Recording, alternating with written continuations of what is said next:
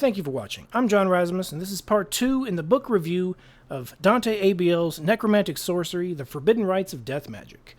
This book sounds scary. If you want to see the full review of this book, check out part 1 where I review some of the meat and bones, literally, in this book. But this particular video is comparing selections from Dante ABL's book with David Bowie's Blackstar. Specifically, the song Blackstar and the lyrics in that song are very reminiscent of this book, which came out in early 2014.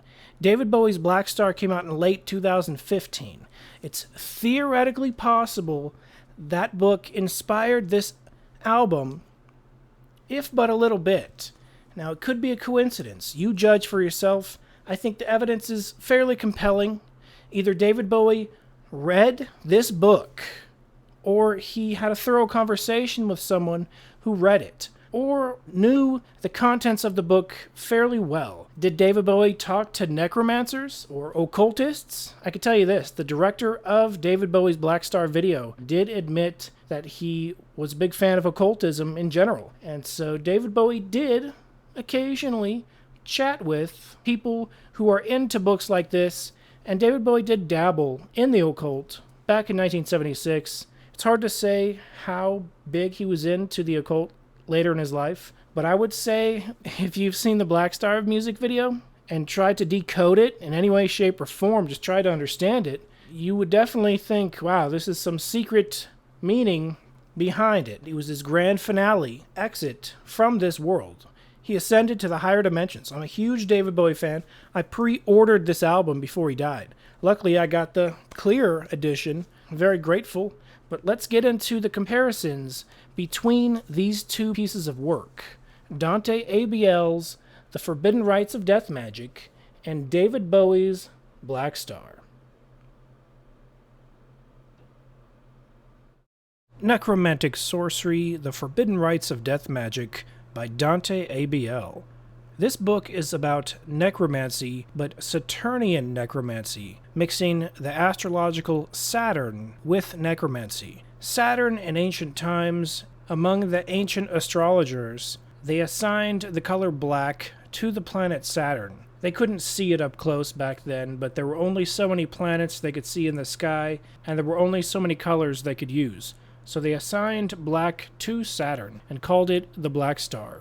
This isn't too uncommon. If you read an astrological book which mentions Saturn in any great length, you will come across Blackstar. This in and of itself didn't make me immediately jump to David Bowie's Blackstar final hit on his final album entitled Blackstar, which he won a Grammy for. There are more connections beyond just Blackstar being mentioned, but let's read this real quick. On page 153, transitional shift of the soul explodes like a black star, creating eternal scars into the eon. If the god asks, you will give, and in return powers unfathomable. Skipping forward a few pages, on page 160, Blackstar is mentioned again, and this is what it says. The singularity no longer exists. Instead, you lie changed, altered. The core of your soul will become a black star. Instead of traveling to the abyss and creating your desires, you will be able to manifest anything using yourself as the conductor of the spiritual transfigurations. Though you may be able to pull your conscious mind away from the power of the abyss, it will never truly leave you, separated but never forgotten. And one page over on page 161, it mentions this. It mentions a gate, a gateway, and Dante is trying to travel through the gateway. And this is what he describes in the process of traveling through the gateway, or attempting to travel, or the process before he fully goes through it. He says, I withdrew only a feet away. I brought myself into a deep meditation. The winds stirred around my room. Howling was heard in the distance. I felt sharp claws drag across my arms and back. I could sense the immense power this gate held back. I came out of my body just one step to the left. That is the line which, over the top, jumped off the page and reminded me of David Bowie's song Blackstar. Not only is Blackstar in the context of these words, but Dante says in great detail, "I came out of my body just one step to the left." Now let's review the lyrics of David Bowie's Blackstar and compare them back to back. Something happened on the day he died. Spirit rose a meter, then stepped aside.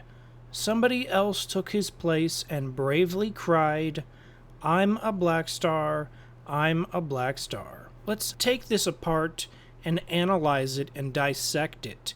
Comparing David Bowie's Blackstar with Dante Abiel's Necromantic Sorcery, many connections can be made. More than 5 connections, but here are the 5 main connections. Both are heavily involved with death, both are heavily involved with magic, both are heavily involved with Blackstar, the Saturn astrological black star. Both mirror each other so closely that they both describe the soul or spirit leaving the body, and in very similar wording. Let's take a look at Dante's wording, "I came out of my body just one step to the left," and Bowie's wording, "Spirit rose a meter, then stepped aside." They both use the word step. Step to the left, stepped aside. Bowie didn't say to the left, but it could have easily been to the left. Now, perhaps Bowie actually had an out-of-body experience, and perhaps he's describing this. Many occult books with rituals and initiations going to different astral realms do describe leaving your body. Perhaps Dante and Bowie had very similar experiences. So that would be a third option to Bowie not reading this book. He either experienced the same thing, read the book, or I believe talked to someone that was either very familiar with this book or simply familiar with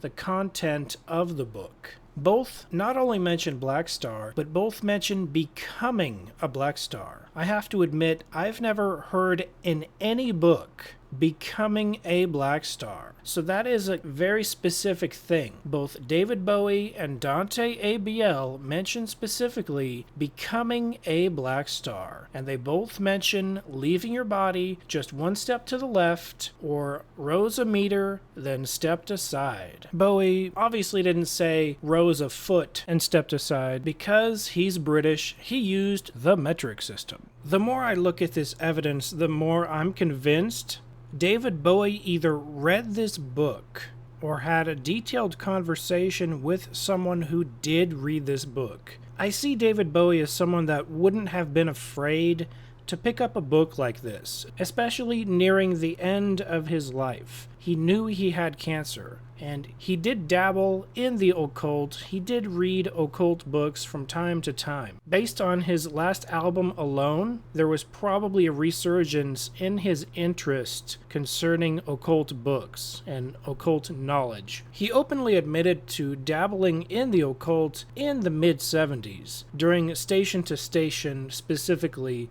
when he was living in Los Angeles. And it's hard to say if he ever stopped. When David Bowie was asked in 2003 whether he was an atheist or not, this was his response.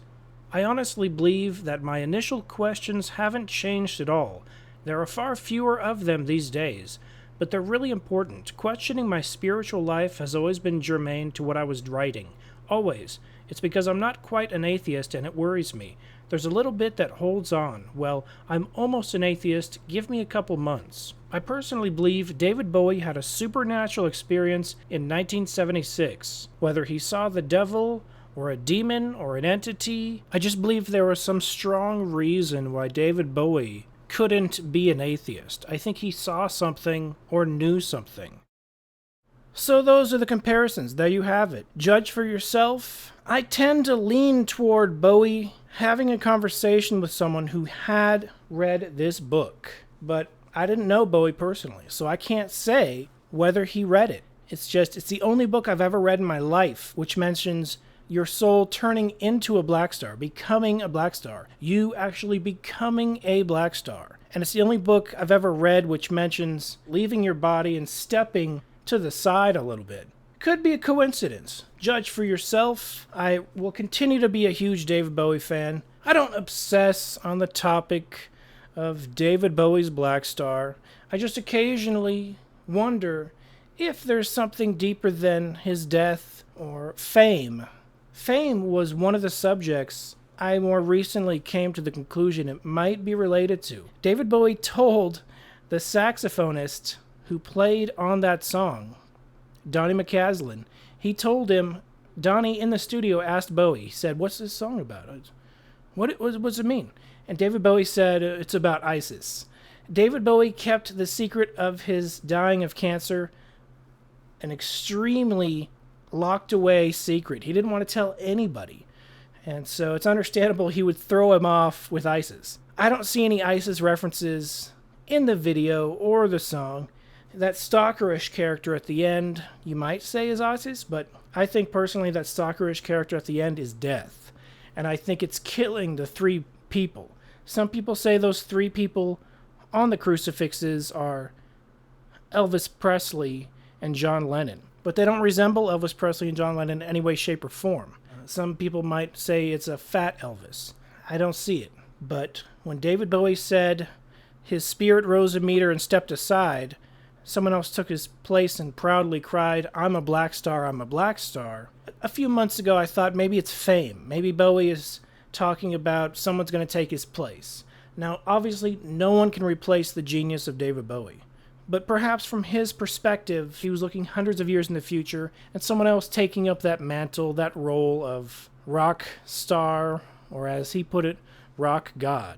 In a previous video, I did mention the Elvis Presley song Blackstar and David Bowie perhaps being inspired by it. The video I posted is entitled David Bowie Tumblr. I did mention the Elvis Presley song Blackstar, which was later changed to Flaming Star. Flaming Star was released, but Blackstar was only released perhaps in a box set, some type of special release long after. The lyrics do indicate death, and Blackstar in the lyrics seem to indicate either death, the Grim Reaper himself, or a demon. Every man has a black star over his shoulder, and when a man sees his black star, he knows his time has come. Black star, don't shine on me, black star, keep behind me.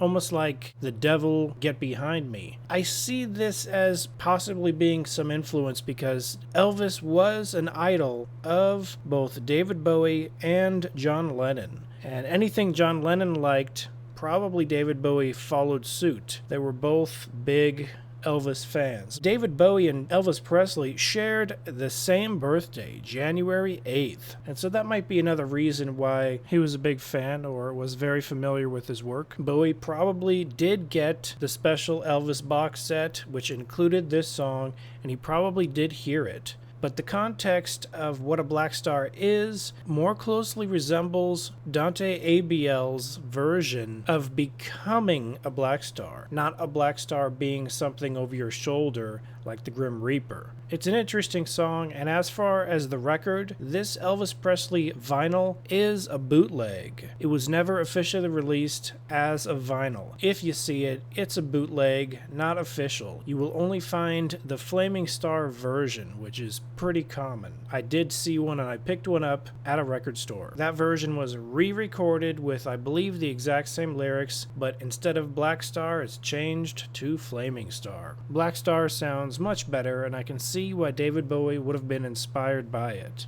I'm a huge fan of Bowie. I got this, as I mentioned in a previous video. Part 3 of my continuation of this book review is coming soon, actually. I don't want to talk about necromancy too much, but it is a popular subject. It has jumped into pop culture, specifically video games. I would have to say the first time I've ever heard the word necromancy was through a video game in the 90s. And I believe that's the way a lot of kids hear about it. I don't think it's a really cool subject. I think it's something kids should personally stay away from, let alone adults should probably stay away from. It's pretty freaky stuff, but that's my opinion. If you're a necromancer, Dante ABL, he claimed and it's not funny if it's true. He claimed that researching this book and figuring out and summoning these entities, he incurred a spinal disease, which is causing his lifespan to reduce dramatically. I don't know if that has anything to do with the death, necromantic, sorcery, summoning, initiation, any of those magical workings, but Dante claims it is related. He said, the more you summon and communicate with these demons of death, lords of death and whatnot, the more you will get closer to death, literally, and die, literally. So that's pretty freaky. I mean, that should come as a warning. I can't say I experienced anything crazy with this book being in my room, although this was a brand new copy. When it comes to occult books, I recommend purchasing brand new, unused, not magical worked copies, because this is the second copy of this book I ever purchased. I did purchase a leather version of this book exactly like this back in 2015, and it had been used. It smelled like incense. It smelled thoroughly like walking into an incense store. I aired it out, and I believe the scent faded away. The velvet bag it came in, though, continued to be saturated by the incense. And I have to say, strange creaks came from the direction of the book on more than one occasion at night. Could have been a coincidence. I can just say no creaks have followed this book, so this book seems to be a clean slate. I don't personally believe objects can be possessed, but I do believe objects can be followed. If it's an entity's anchor to this dimension, perhaps they can follow it. I don't know the details or specifics on such things, but brand new, whether you believe in that or not, is always better than used. This book is hard to find. You're not going to find it too many places. It's one of the main reasons I did a review on this book. Part 3 coming soon. I'm going to talk about pop culture and the Order of the 13th Judgment. Dante claims he joined a group called the Order of the 13th Judgment, was initiated. It involved summoning a giant black cobra with red eyes, and more. You will hear that in Part 3. I thank you for watching. This has been John Razimus with Occult Esoteric Antiquarian Book Review. Be seeing you.